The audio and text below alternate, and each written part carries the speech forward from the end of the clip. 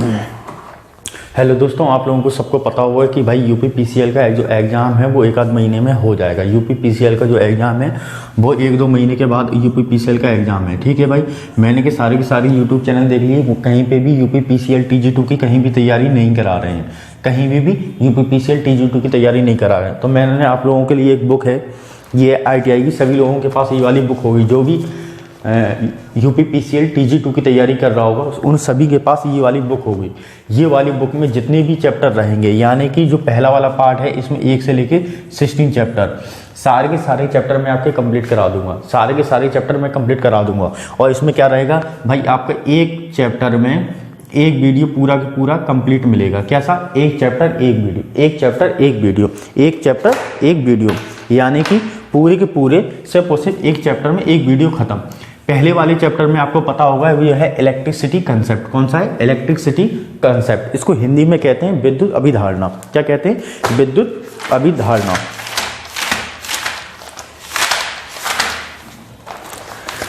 देखिए, पहला वाले चैप्टर में स्टार्ट करने से पहले मैं आपको बता देना चाहता हूं कि भाई देखो, पहले वाले चैप्टर में आपके क्वेश्चन नहीं है। क्वेश्चन ये है कि मतलब सिर्फ और सिर्फ आपको क्या मिलेंगे, सिर्फ और सिर्फ क्या मिलेंगे? Electricity concept. उससे और सिर्फ कंसेप्ट बताया जाएगा।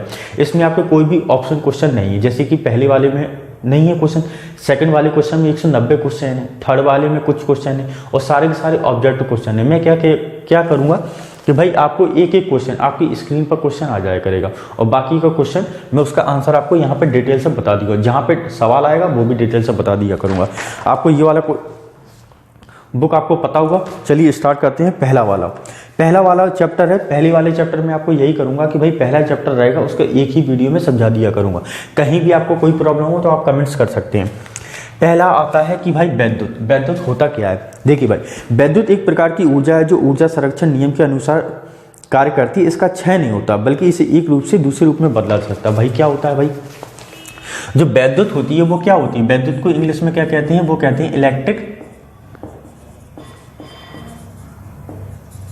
सिटी। इलेक्ट्रिसिटी इसका क्या है? इलेक्ट्रिसिटी यानी कि विद्युत को क्या कहते हैं कि भाई इसको एक प्रकार की क्या है? ये एक प्रकार की ऊर्जा है। क्या है? ये एक प्रकार की ऊर्जा है। और ये किस पर कार्य करती है? ये कार्य करता है ऊर्जा संरक्षण नियम पर। किस पर करती है? ऊर्जा संरक्षण नियम पर। ये नियम होता क्या है भाई? ये नियम होता है कि भाई ऊर्जा को कभी भी नष्ट नहीं किया जा सकता। कि जैसे कोई भी चीज़ होती है जिसे नष्ट किया जा सकता है, लेकिन ऊर्जा को क्या है? ऊर्जा को कभी भी नष्ट नहीं किया जा सकता। इसको सिर्फ और सिर्फ एक रूप से दूसरे रूप में बदला जा सकता है। जैसे कि भाई ये विद्युत ऊर्जा है, माना कि जैसे कोई भी विद्युत ऊर्जा है, तो विद्युत ऊर्जा को हम क्या करेंगे? रासायनिक ऊर्जा में चेंज कर सकते हैं। किस में कर सकते हैं? रासायनिक ऊर्जा को हम ऊष्मीय ऊर्जा में चेंज कर सकते हैं।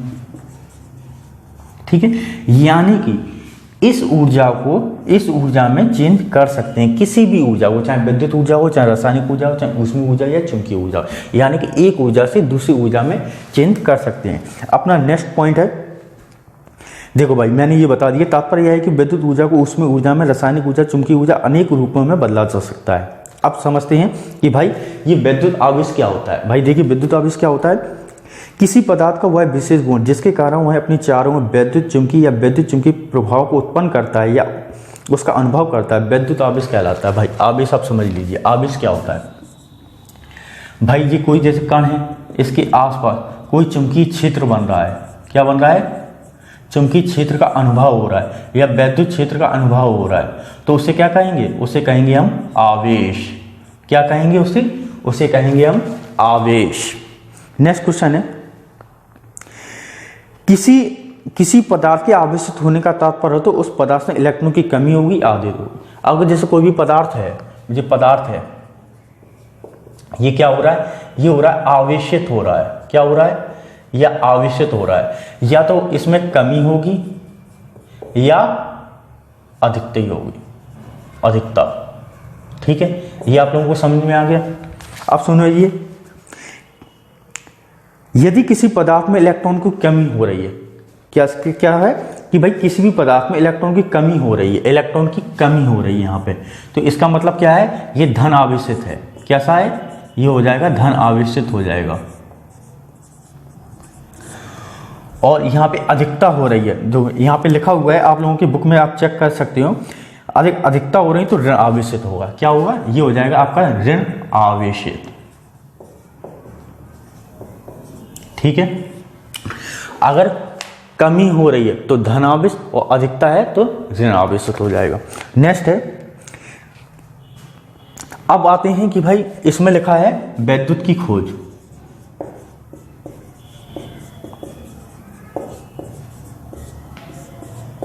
वैद्युत की खोज, वैद्युत की खोज आप बुक में देख सकते हो कि उसमें क्या है, वैद्युत की खोज सर्वप्रथम 2,500 वर्ष पूर्व यूनानी वैज्ञानिक थेल्स ने घर्षण के द्वारा एवोनाइट की छड़ को रेशम से रगड़कर उसके द्वारा कागज के छोटे छोटे टुकड़ों को आकर्षण करने में सफलता पाई थी। भाई इसकी जो खोज हुई थी वो कब हुई थी? वो हुई थी 2,500 साल पहले।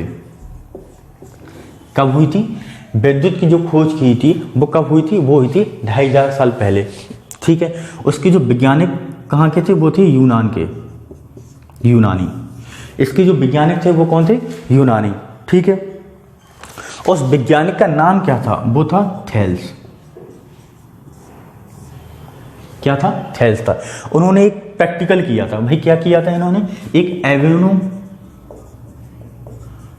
की छड़ ली थी, जैसे ये छड़ है, इन्होंने रेशम के कपड़े पर रगड़ा। ठीक है भाई, इन्होंने रगड़ा और फिर कागज के छोटे छोटे टुकड़े को के पास ले गए। जब भी अपन लोग ऐसा करते हैं कि भाई एवोनाइट की कोई छड़ होगी, कागज के छोटे छोटे टुकड़ों के पास ले जाएंगे तो ये आकर्षित होते हैं नहीं होते हैं? आपने देखा हुआ। इसमें इन्होंने सफलता पाई थी।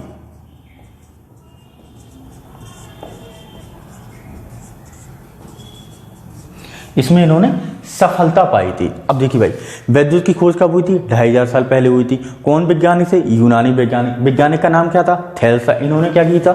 एवोनाइट की छड़ ली थी, उसको रेशम के कपड़े में रगड़ा था। रगड़ने के बाद उन्होंने छोटे छोटे कागज के टुकड़ों के पास ले गए, वो आकर्षित हो रहे थे। इसमें उन्होंने सिर्फ और सिर्फ सफलता पाई थी। ठीक है, आगे देखते हैं। अच्छा, इसकी जो व्याख्या की थी वो की थी बेंजामिन फ्रैंकलिन ने। इन्होंने तो ये करके दिखा दिया था, लेकिन अगर इसकी व्याख्या पूछी जाए तो इसकी जो व्याख्या की थी वो की थी बेंजामिन फ्रैंकलिन ने। नेक्स्ट चलते हैं।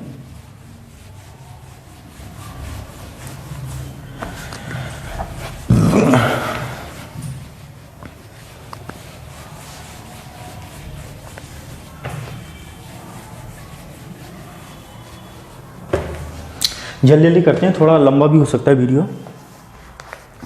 नेक्स्ट है, इस प्रकार के विद्युत का कोई व्यावसायिक उपयोग नहीं किया जा सकता, इसे स्थैतिक विद्युत का नाम दिया गया। अब देखिए भाई, जो एवोनाइट की छड़ ली थी, ये एवोनाइट की छड़ है जो कागज के टुकड़े आकर्षित हो रहे थे, इस प्रकार की को क्या किया गया था? इसको कहा गया था स्थैतिक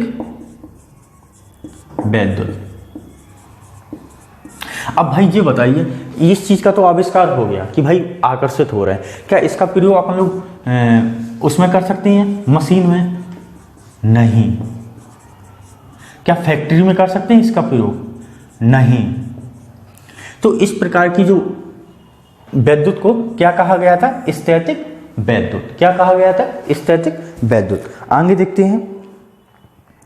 19वीं शताब्दी में वोल्टा नामक वैज्ञानिक ने रासायनिक अभिक्रिया द्वारा चलित विद्युत पैदा किया था, जिसे चालक तारों के द्वारा स्थानांतरित किया जा सकता।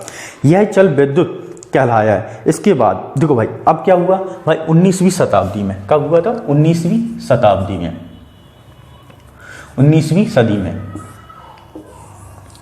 कौन से वैज्ञानिक थे? ये थे वोल्टा नामक वैज्ञानिक। कौन थे? ये वोल्टा नामक वैज्ञानिक है, आपने बहुत नाम सुना होगा, वोल्टा नामक वैज्ञानिक।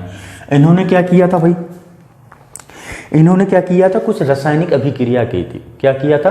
एक रासायनिक अभिक्रिया की थी, जिसकी सहायता से विद्युत बनी हुई थी। इसकी सहायता से ये एक जगह से दूसरी जगह पे पहुंचाया जा सकता था, बिजली को क्या पहुंचाया जा सकता था। अब आगे देखिए,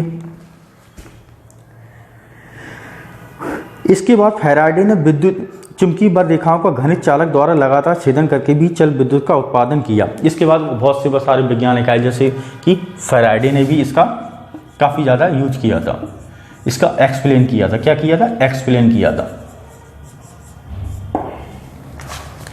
अब आते हैं नेक्स्ट, चालक में आवेश प्रभाव की दर को वैद्युत धारा कहते हैं। कोई भी चालक है, ये चालक है, इसमें आवेश प्रभाव की दर को इसमें आवेश प्रभाव की दर को क्या कहते हैं? वैद्युत धारा कहते हैं। आवेश की प्रभाव की दर को हम क्या कहते हैं? वैद्युत धारा कहते हैं। इसको क्या कहते? किससे? वैद्युत धारा, यानी कि आई। और आवेश को क्या करते हैं? आवेश को करते हैं Q से। ठीक है, आवेश को किससे करते हैं? आवेश को करते हैं Q से। नेक्स्ट है, अब आते हैं भाई वैद्युतीय दुर्घटना, ये वाला पॉइंट है। ठीक है, वैद्युत क्षेत्र के अंतर्गत संवेदनशील क्षेत्र जिसमें कार्य के दौरान दुर्घटना की निरंतर संभावना बनी रहती है, जैसे विद्युत का झटका लगना या आग पकड़ना। अब भाई ये एक बार बताइए जरा, कोई भी जैसे विद्युत के बारे में मैंने आपको बता दिया है, इसमें जो तार एक जगह से दूसरी जगह पहुंचते हैं, नहीं पहुंचते किसी भी के तरीके द्वारा, जैसे कि ये तार है, इसमें कभी कभी आपने देखा होगा कि आग लग जाती है, या कोई मानव व्यक्ति तार को जोड़ रहा है तो उसके साथ दुर्घटना हो जाती है। उसको हम क्या कहते हैं? उसको कहते हैं वैद्युतीय दुर्घटना, यानी कि इलेक्ट्रिसिटी से कोई भी दुर्घटना होना, यानी कि तार जलना या मानव एक्सपायर हो जाता है, तो उसको क्या कहते हैं? उसको कहते हैं अपन लोग वैद्युतीय दुर्घटना। ठीक है, यानी कि इलेक्ट्रिसिटी से तो कोई भी दुर्घटना होगी, उससे हम दुर्घटना कहेंगे। अब अगला वाला नेक्स्ट स्टेप देखना, आपको बुक में लिखा होगा कि विद्युत झटका लगने का कारण, सीधे झटका लगने का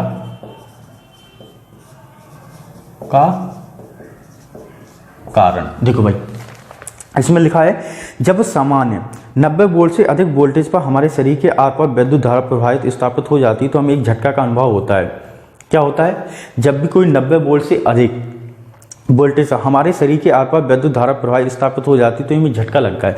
90 वोल्ट से अधिक हो जाएगा, जैसे ही 90 वोल्ट से अधिक हो जाएगा और शरीर के आर पार जो आवेश रहेगा, विभव होगा, जो आर पार जाने लगता है, तो हमें एक झटका महसूस होने लगता है। उसको हम क्या कहते हैं? उसको कहते हैं झटका लगना। ठीक है, और आपने देखा होगा कि भाई कि 100 एम्पियर का अगर झटका लग जाए, एम्पियर का, तो कोई भी व्यक्ति होगा, चाहे वो ताकतवर होगा या कमजोर होगा, एक्सपायर हो जाएगा। क्या हो जाएगा? एक्सपायर हो जाता है। 100 एम्पियर का झटका अगर लग जाए तो व्यक्ति एक्सपायर हो जाता है। आगे क्वेश्चन है कि किसी व्यक्ति को झटका लगा, इस बात पर निर्भर करता है कि विद्युत धारा की कितनी मात्रा कितने समय तक उस व्यक्ति के शरीर से प्रवाहित होती है। अर्थात 10 मिली एम्पियर की धारा 3 से 4 सेकंड तक प्रवाहित हो जाए तो व्यक्ति की मृत्यु हो जाती है। भाई देखिए भाई, अब देखिए भाई, अगर किसी भी व्यक्ति को झटका लग रहा है, ठीक है भाई, तो इस बात पर डिपेंड नहीं करेगा कि उसे कितने टाइम तक लग रहा है, यानी कि समय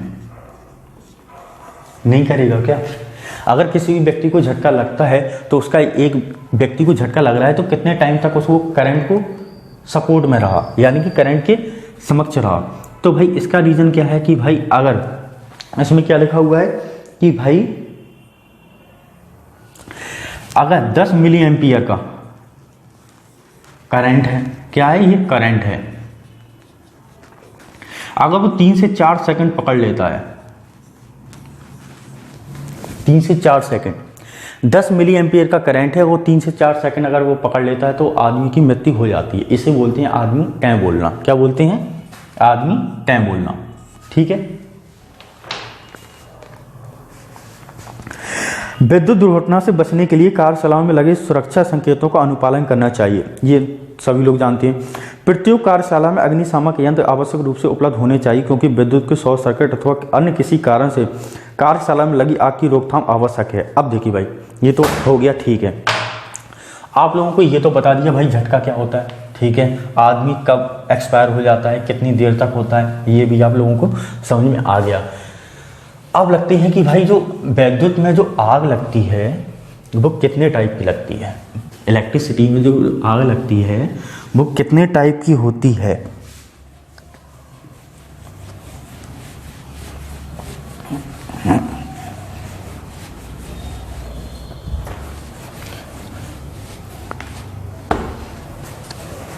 देखो भाई, आप लोगों ने बायो में एक क्वेश्चन पढ़ा होगा कि भाई विटामिन कितने प्रकार का होता है। भाई A B C D E G F G, मतलब 4-5 टाइप का ABCD।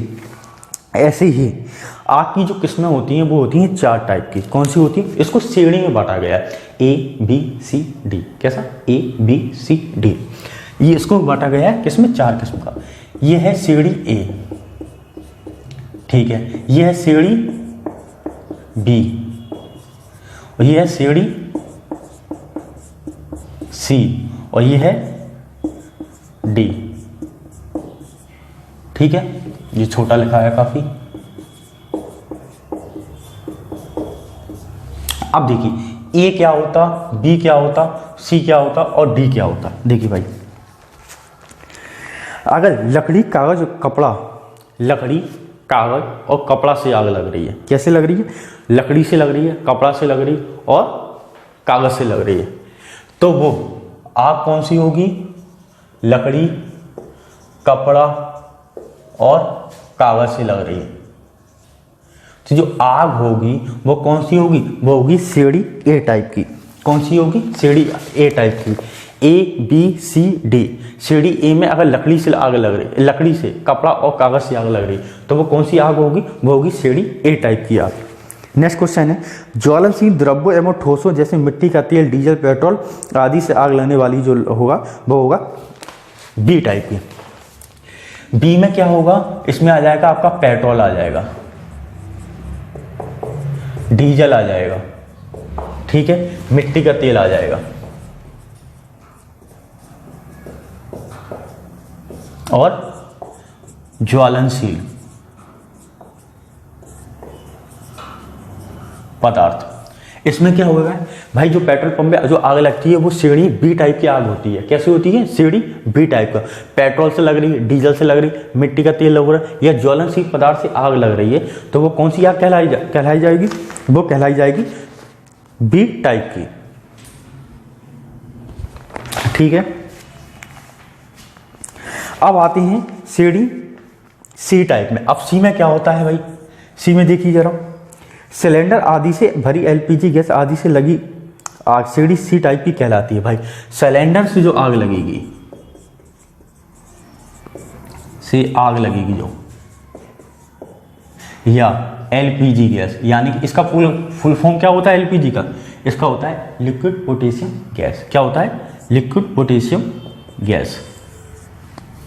इससे जो आग लगेगी, इससे जो आग लगेगी वो कौन सी कहलाई जाएगी? वो कहलाई जाएगी श्रेणी टाइप C। सिलेंडर से आग लगने वाली जो होगी वो कौन सी होगी? वो होगी C टाइप। अब आते हैं श्रेणी D। श्रेणी D में देखिए भाई, जो D है वो ही पार्ट इसी का है। किसका है? इसी का है। इसमें क्या लगेगा कि बिजली के तारों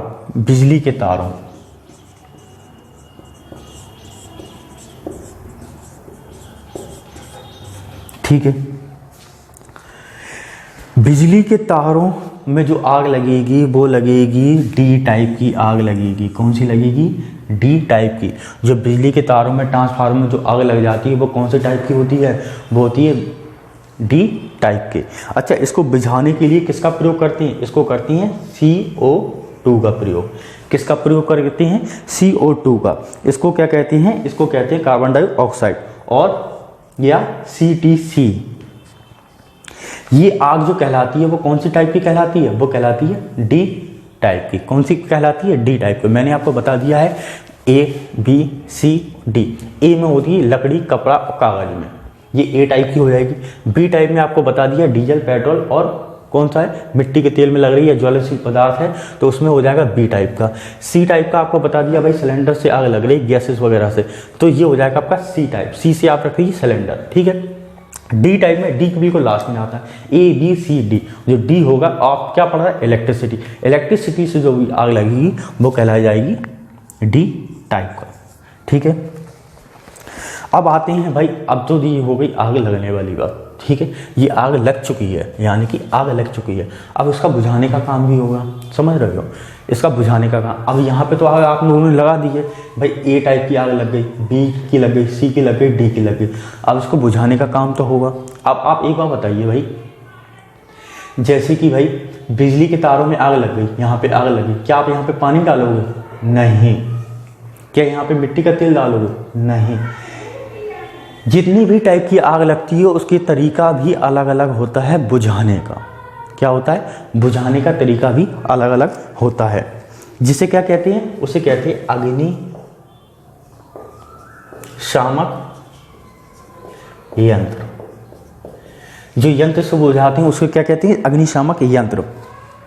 यह एक ऐसा उपकरण है जिसके द्वारा जलती हुई वस्तु या द्रव गैस या चूर्ण या छिड़काव करके आग पर काबू किया जा सकते हैं। ये भी निम्न प्रकार की होती है। ये कितने प्रकार की होती है, लगभग 5 प्रकार की होती है। कितने प्रकार की होती है, 5 प्रकार की होती है।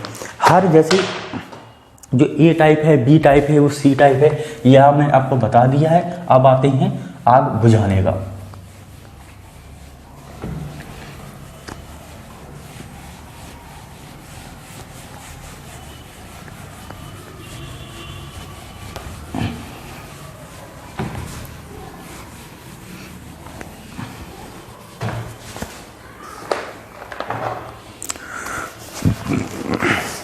पहला है जलयुक्त अग्निशामक यंत्र। पहला कौन सा है,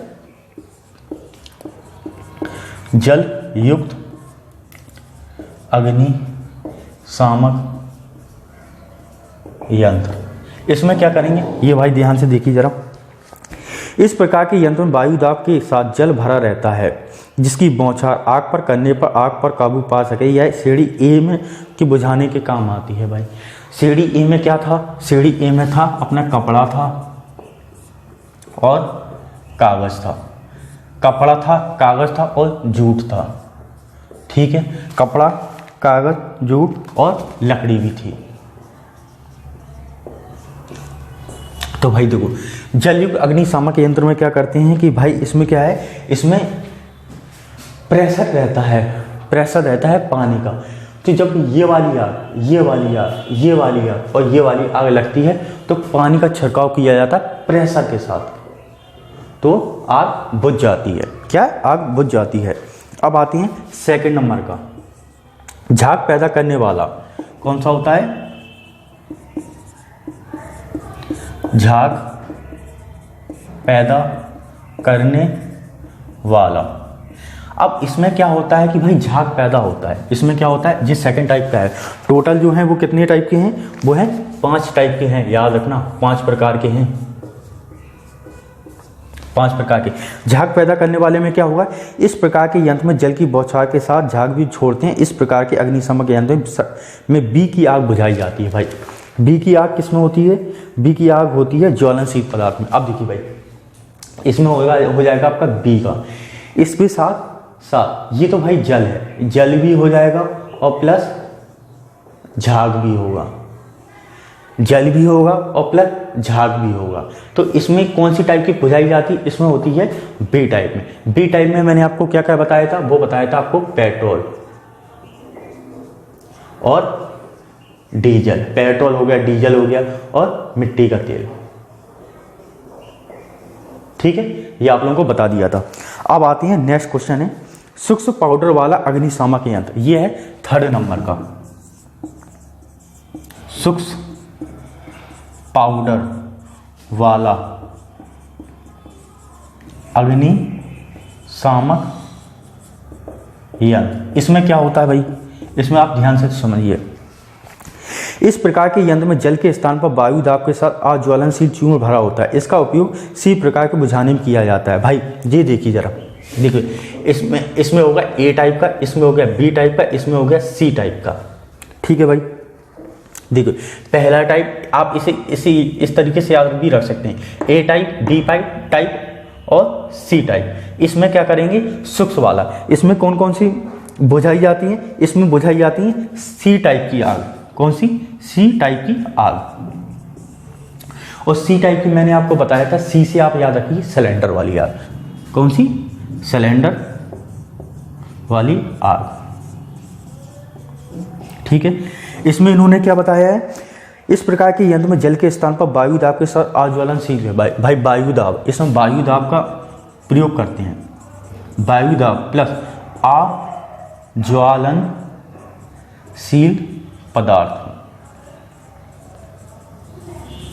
इसमें क्या करेंगे, वायु दाब को और आज्वलनशील पदार्थ को मिक्स कर देंगे, तब वो सिलेंडर की आग बुझाएंगे। क्या करेंगे भाई, वायु दाब प्लस आज्वलनशील पदार्थ को मिलाने के बाद ही टाइप सी की जो आग लगेगी उसमें, मतलब सी टाइप की आग लगती है उसमें ये वाला करते हैं, वायु दाब प्लस आज्वलनशील। ठीक है, अब देखिए भाई आप लोगों के 3 बिल्कुल कंप्लीट हो गए हैं। अब बात करते हैं कि कौन सी वाले हैं, मैं बात करते हैं चौथे वाले नंबर पे।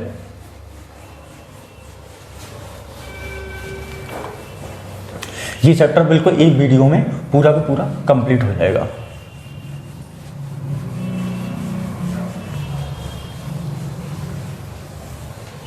जल्दी जल्दी देखिए, वीडियो लंबा ना हो जाए। अब आते हैं 4th नंबर का। मैंने आपको पहला बता दिया, दूसरा बता दिया, तीसरा बता दिया। अब आते हैं चौथे नंबर पे। चौथे नंबर पे है कार्बन डाइऑक्साइड वाला अग्निशामक यंत्र। कार्बन डाइऑक्साइड यानी कि CO2 वाला अग्निशामक यंत्र। इसमें क्या करते हैं, इस प्रकार के सुनिए अब और देख भी सकते हैं। इस प्रकार के यंत्र में सोडियम बाइकार्बोनेट तथा गंधक के तनु अम्ल की रासायनिक अभिक्रिया कराकर अत्यधिक मात्रा में कार्बन डाइऑक्साइड CO2 पैदा किया जाता है, जिससे लगी आग को बुझा दी जाती है। इस श्रेणी में डी प्रकार की आग अर्थात विद्युत तारों में किया जाता है। देखो भाई मैंने आपको बता दिया था भाई, A type, B type, C type और डी टाइप, ये चौथे नंबर का है। अब इस प्रकार से याद भी रख सकते हैं डी टाइप। इस प्रकार के यंत्र में CO2 निकालते हैं जहाँ भी आग लगती है, और ये ज़्यादातर होती है विद्युत तारों में। किस में होती है, विद्युत तारों में। विद्युत तारों में क्या करेंगे भाई, जहाँ पे आग लगेगी वो CO2 गैस का प्रभाव करेंगे, आग अपने आप बुझ जाएगी। चौथे वाले में, ठीक है, इसी को कहते हैं कार्बन डाइऑक्साइड वाला अग्निशामक यंत्र। इसमें क्या कहते हैं, सोडियम बाइकार्बोनेट और तनुगंधक अम्ल को ऐड करके जो गैस निकलती है वो कौन सी निकलती है, वो निकलती है CO2। नेक्स्ट क्वेश्चन है, आपने देखा होगा, वो होगा 5वें नंबर का क्वेश्चन। 5वें नंबर का क्वेश्चन ही, सॉरी, आग बुझाने का तरीका, वो है कार्बन टेट्राक्लोराइड वाला। कार्बन टेट्राक्लोराइड का फॉर्मूला बहुत ज़्यादा एग्जाम में पूछा जाता है। इसको कहते हैं CCl4। क्या कहते हैं, इसको कहते हैं CCl4। CCl4 ये आप हमेशा याद रखो, इसको कहते हैं कार्बन टेट्राक्लोराइड। ठीक है, इस प्रकार के यंत्र में कार्बन टेट्राक्लोराइड अथवा ब्रोमोक्लोरो डी फ्लोरो मीथेन नामक द्रव वायुदाब के साथ भरा जाता है। यह अग्निशामक यंत्र सभी प्रकार की आग बुझाने के लिए प्रयोग किया जाता है। भाई अब आते हैं 5वें नंबर का, मैंने आपको बता दिया है। 5वें नंबर वाले में क्या होगा कि भाई चाहे टाइप की ए हो, बी हो, सी हो और डी हो, ये 1, 2, 3 और 4, श्रेणी ए, श्रेणी बी, श्रेणी सी, श्रेणी डी। अब आते हैं 5वें नंबर में। 5वें नंबर में भाई ये यूज कर रहे हैं यानी कि CCl4, इसको कहते हैं कार्बन टेट्राक्लोराइड। जब 5वें टाइप की आग लगती है बुझाने के लिए, 5वें टाइप की आग नहीं लगती, 5वें टाइप की अगर कोई भी आग लगती है तो इसमें अगर CCl4 का यूज कर रहे हैं, कोई सी भी टाइप की आग हो, चाहे वो श्रेणी ए हो, चाहे श्रेणी बी हो, चाहे श्रेणी सी हो, चाहे श्रेणी डी हो, आप इसका यूज कर सकते हैं। इससे आग बहुत जल्दी बुझ जाएगी। इसमें भरा क्या होता है, इसमें भरा होता है CCl4। ठीक है, आपको मैंने बिल्कुल बता दिया है कि भाई श्रेणी ए, बी, सी, डी आग कौन से टाइप की होती, बुझती किस किस से है, बुझने का भी मैंने आपको लोगों का तरीका बता दिया है। टाइप कितने की होती है भाई, 5 टाइप से आग बुझाया जा सकता है, 1, 2, 3, 4 और 5। और 5वां नंबर है वो 5वें नंबर में आपको 5वां जो नंबर रहेगा 5वें नंबर में सभी तरह की आग बुझाई जा सकती है।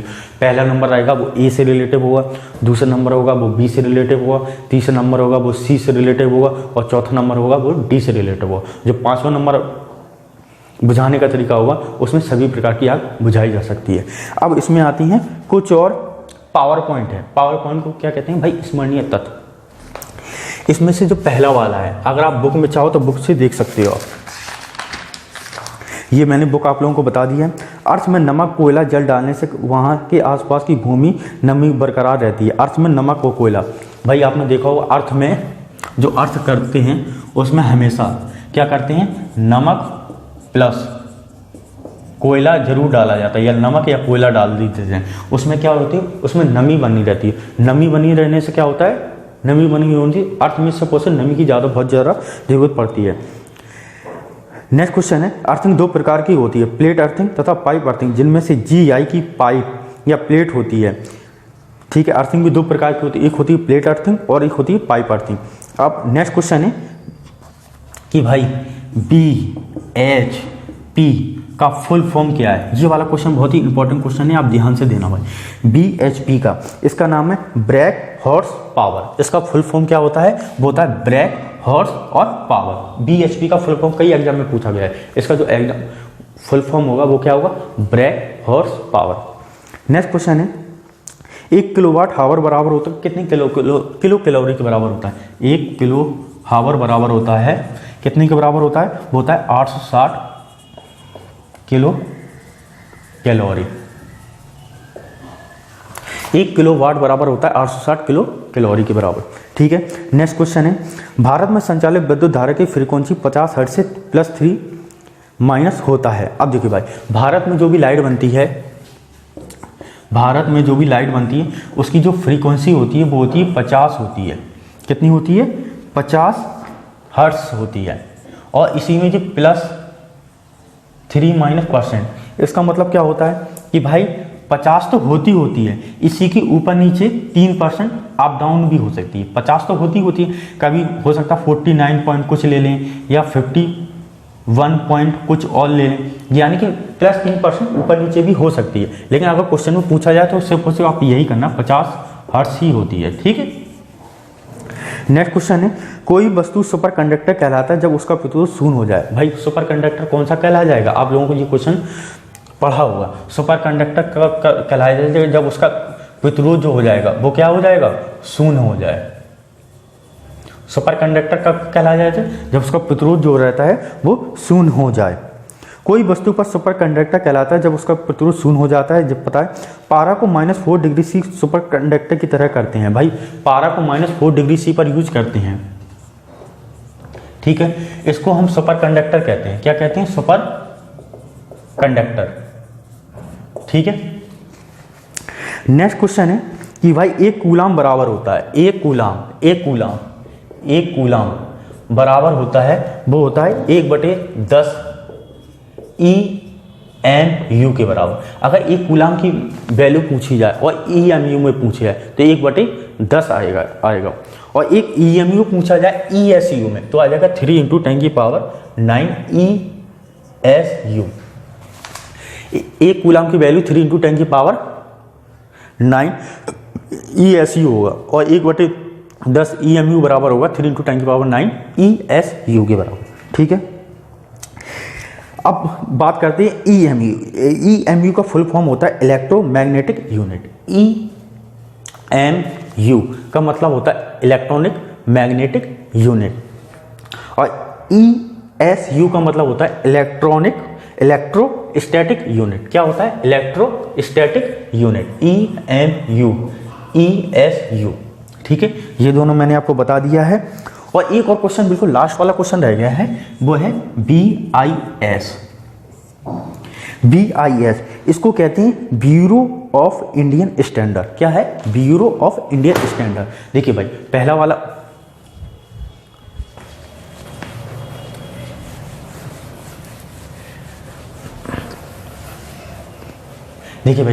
वाला चैप्टर आपका पूरा का पूरा कंप्लीट हो गया। इस चैप्टर में बिल्कुल भी क्वेश्चन नहीं आएंगे। जो क्वेश्चन आएंगे वो मैंने आपको बता दिए हैं कि भाई मुश्किल से क्वेश्चन, 2 क्वेश्चन या 3 क्वेश्चन ही आ सकते हैं। वो पूरे के पूरे मैंने क्वेश्चन बता दिए। जो सबसे ज़्यादा क्वेश्चन आता है वो आता है सीढ़ी डी टाइप की। भाई तारों में जो आग लगती है वो कौन से टाइप की होती है? वो होती है डी टाइप की। मैंने बता दी A B C D। और जो आग बुझाने का तरीका होता है वो भी 5 टाइप का होता है। वो होता है A, पहला, दूसरा, तीसरा, चौथा और 5वां। ये सब कुछ बता दिया। और बाकी के जो क्वेश्चन रहेंगे वो आपको कहीं से कोई प्रॉब्लम, फर्स्ट वाले चैप्टर में सिर्फ पॉसिबल यही सब चीज़ें हैं। दूसरे वाले चैप्टर में आपको सिर्फ पॉसिबल 190 क्वेश्चन रहेंगे।